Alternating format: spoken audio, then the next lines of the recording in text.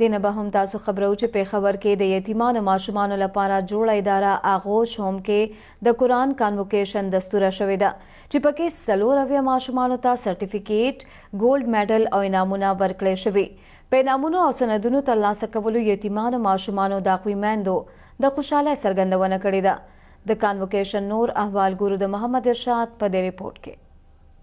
پېښور کې د یتیمانو ماشومانو د کفالت لپاره جوړه اداره آغوش الخدمت هم کې زیر کفالت 4 ماشومانو لپاره د ختم قرآن په سلسله کې د قرآن کانووکیشن تابعه وشوه. په دې موقع مولانا ډاکټر عطا الرحمن ماشومانو ته د قرآن پاک اخیری سورتونه وویل. کانووکیشن کې 4 ناظرہ، حفظ او قرات او تجوید مکمل کوونکو طالب علمانو ته سندونه او نقد انعامونه ورکړل شول. ولې په غوړه تعلیمي کارکردګۍ محمد جلال ته د سرو زرو تمغه ورکړل شوه. مانن د اعزاز حاصل کو زړی خوشاله هم د مالن ډیر د خوشالۍ رضوا زمال الحمدلله ډیر خپل پوزیشن باندې او ان شاء الله نور هم حقيقي مخبره د نظریه ختم کړی دی.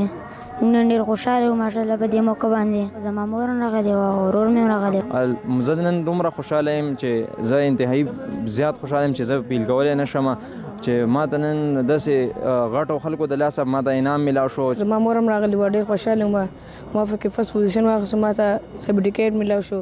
د ماشومانو میندو او استادانو هم د بچو په قرآن پاک ناظرہ او حفظ کولو باندې د خوشحالۍ څرګندونه وکړه. ما زوی ډېر قابل دی چې هغه دی کې دی او دی چې کوم دی نو دلته نه ډېر څه زده کړل. دا خو د ده مستقبل دی، که نه که دی زه ځان سره وساتم نو د ده مستقبل خرابېږي. کوم چې ما دی دلته کې پرېښودی دی نو ما د ده مستقبل لپاره پرېښودی دی چې د ده مستقبل ښه اور وروسته د ده خپله زندگی آسانه وي. اسکل بھی ان کو سکھائے جا رہے ہیں، ریلیجن سے ریلیٹڈ بھی ان کو اسلامی اسٹڈیز بھی سکھائی جا رہی ہیں، اس کے علاوہ اسکول کی اسٹڈیز بھی ان کو سکھائی جا رہی ہیں. ما زوی دلته ډېر زیات خوشحاله دي. بچې څوک هم د ځان نه نشي جدا کولی، خو بس د اعتبار دپاره هم دغه کړي دي او قرآن مجید ورته وښیي، علم ورته وښیي. په دې موقع مشر میلمه سینیټر مشتاق احمد خان او د الخدمت فاونډیشن صوبایي صدر خالد وقاص چمکني وویل چې ملک کې 240 لکه او خیبر پښتونخوا کې 15 لکه یتیمان ماشومان دي. په کومو کې چې د 14,000 نه سیوا ماشومانو کفالت او د هغوی د تعلیم او تربیت ذمہواری الخدمت فاونډیشن ترسره کوي.